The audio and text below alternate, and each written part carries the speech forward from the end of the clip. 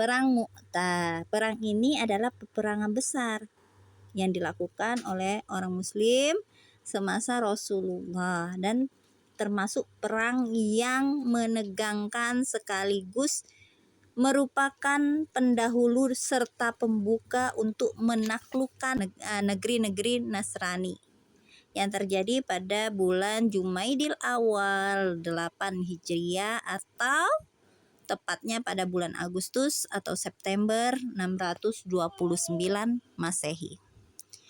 Mu'tah adalah sebuah dusun sebelum masuk wilayah Syam. Jadi nama dusun ya, nama daerah ya.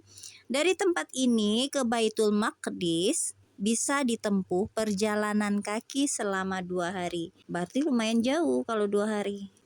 Dari Syam, Palestina. Nah, yang menyebabkan jadinya perang Mu'tah ini waktu itu mengutus Al-Haris bin Umair untuk mengantarkan surat kepada pemimpin Busrah. Namun dalam perjalanan Al-Haris ini dihadang oleh Syurahbil bin Amr al-Ghazani, yaitu pemimpin Al-Balqa yang termasuk dalam wilayah Syam dan di bawah pemerintahan Kaisar ya. Jadi Suraibil ini mengikat, sudah dihadang, lalu ditangkaplah Al-Haris ini, kemudian diikat dan dibawa ke hadapan Kaisar, lalu dipenggalah leher Al-Haris. Iya. Iya kan ini orang Muslim, sedangkan Kaisar itu bukan orang Muslim, orang kafir. Mungkin dia tidak setuju, nggak setuju dengan kedatangan Al-Haris, seorang Muslim mendatangi orang ini, karena Muslim itu sudah terkenal ya, sudah menguasai sini, sudah menguasai daerah sini. Padahal nih, membunuh utusan adalah kejahatan yang sangat besar, sama dengan mengumumkan. Kalau sudah dibunuh utusannya, berarti itu pertanda akan terjadi peperangan, bahwa orang yang membunuh itu mengajak berperang kayak gitu, secara tidak langsung ya. Secara tidak langsung nggak disebuti berperang, tapi itu sudah salah satu bentuk perang kayak gitu. Ya karena utusan itu kan harus, makanya harusnya harusnya itu kan utusan itu dilindungi. Kalau Islam kan ada utusan diajak berdialog dengan baik, tapi orang kafir enggak kayak gitu. Mungkin dia takut dengan datangan utusan itu, maka merasa kerajaan Kaisar tadi, pemerintahan Kaisar itu akan digulingkan atau dikuasai oleh orang Muslim. Ketakutan kayak gitu ya. Akhirnya Rasulullah sangat marah mendengar pemenggalan Al-Haris tadi. Maka beliau pun menghimpun pasukan yang mencapai 3.000 prajurit. Pasti ada kabar. Walaupun ini kan Al-Haris kok nggak pulang-pulang. Nah, itu kan pasti bertanya-tanya kan. Karena marahnya, Rasul pun menghimpun pasukan yang mencapai 3.000 prajurit. Itu adalah prajurit yang paling besar. Nah, sebelumnya tidak pernah terhimpun sebanyak itu kecuali pada perang Ahzab. Rasulullah pun menunjuk Zaid bin Harisah sebagai komandan pasukan itu. Zaman dulu itu kan dakwahnya itu dengan lemah lembut. Kalau kita sudah lemah lembut, orang juga nggak paham, malah kita dizolimi, maka orang Islam itu wajib membela diri. Perang itu apa? Untuk melindungi kaum Muslim. Kayak gitu terjadinya. Kan kaum Muslim itu sering disiksa. Kenapa terjadi peperangan itu? Karena sering disiksa. Dan orang Muslim itu ingin mempertahankan, namanya mempertahankan harga diri, harkat martabat Islam kayak gitu ya. Nah, Zaid bin Harisah yang menjadi komandan pasukan. Kemudian beliau bersabda, apabila Zaid gugur, penggantinya adalah Ja'far. Jadi sudah disediakan, sudah ditunjuk langsung satu perintah pertama, perintah pertama disambut dengan perintah kedua, kemudian perintah selanjutnya. Apabila Ja'far gugur, penggantinya adalah Abdullah bin Rawaha. Nah, ya. Jadi pertama Zaid, lalu Ja'far, lalu Abdullah bin Rawaha. Dan bendera perang yang warna putih itu diserahkan kepada Zaid bin Harisah. Beliau juga memerintahkan untuk mendatangi tempat terbunuhnya Al-Haris bin Umair, lalu mengajak penduduk di sana agar masuk Islam. Jadi tetap dengan dakwanya untuk menyebarkan dakwah Islam, ya. Jika mereka mau saja. Jika tidak, orang-orang itu tidak mau, maka pasukan muslim harus memohon pertolongan kepada Allah lalu memerangi mereka. Jadi bukan ujuk-ujuk langsung crack, bunuh, enggak. Ya, langsung dihabisin enggak. Tapi minta dulu. Mereka itu orang muslim, pejuang Islam itu selalu memohon petunjuk Allah.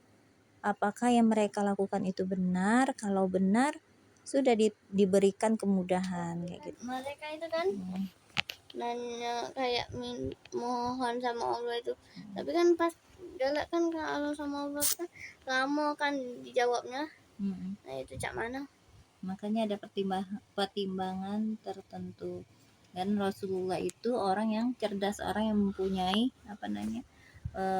taktik atau strategi yang gitu dalam menghadapi peperangan. Nah, ini sabda Rasulullah.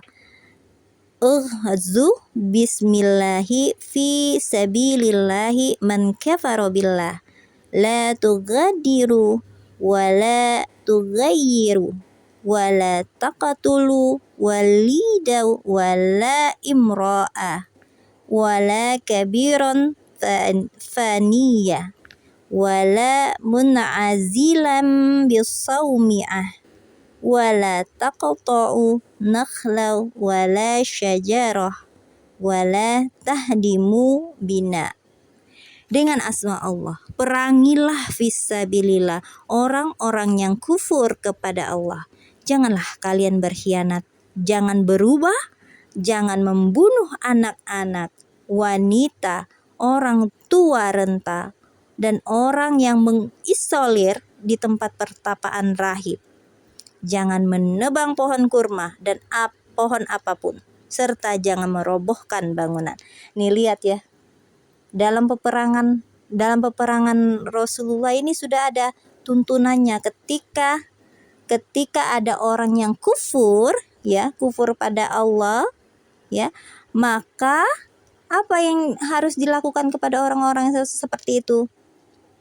Jangan membunuh anak-anak tidak boleh dibunuh, wanita, orang tua renta, orang yang sudah berlindung di masjid atau di gereja, ya nggak boleh dibunuh. Ya nggak boleh, karena itu tempat-tempat yang suci, yang disebut nama-nama Allah kayak gitu. Iya, sama. Termasuk juga ini tempat-tempat ini kan pertapaan rahib. Termasuk juga gereja zaman sekarang sebenarnya nggak boleh. Yaitu ya, jangan menebang pohon kurma. Berarti mereka tuh sudah merasa kalau sudah berlindung ke suatu tempat, ya, kalau secara logikanya ya, kalau mereka sudah berlindung ke suatu tempat, mereka itu merasa sudah tidak ada daya upaya lagi, sudah merasa nggak bisa melakukan apa-apa. Sama seperti wanita, sama seperti anak-anak orang tua, orang yang nggak bisa berbuat banyak, yang tidak punya kekuatan, maka dia tidak akan dibunuh kayak gitu loh. Sama aja dengan orang yang kondisinya seperti itu. Kemudian jangan merobohkan bangunan, pohon-pohon, apapun itu pohon-pohon nggak boleh ditebang. Tidak boleh kan? Tapi misalnya ceweknya itu kayak tentara Israel itu kan itu kuat-kuat kan? Itu tidak apa-apa kan, masih dibunuh. Iya. Kalau dia punya kekuatan, iya. Kalau dia punya kekuatan nggak masalah, apalagi dia namanya orang-orang Israel itu kan kejam sekali kan, anak-anak aja dia bunuh kan. Sama kayak kisah yang kemarin, ingat nggak, wanita itu kan akhirnya kan dibunuh kan, Karena kalau nggak salah dia ingin mencelakai Rasulullah kan, memberi racun ya Mas. Pada saat itu Rasulullah memaafkan. Tapi apa? Ketika ada sahabat Rasul yang meninggal, maka dia dibunuh oleh sahabat yang lain kayak gitu. Wanita itu hanya ingin melihat kalau memang itu Nabi, pasti tahu kalau itu racun. Nah, ternyata kan Nabi sudah dikasih tahu sama Allah. Tulang itu ngomong bahwa daging domba tadi sudah diberi racun. Sebenarnya kalau ngelihat ini belum mengucapkan syahadat ya, tapi dia ingin meyakinkan dirinya apakah dia bersyahadat atau sekadar meyakini saja, ya Allahu alam, kita nggak tahu.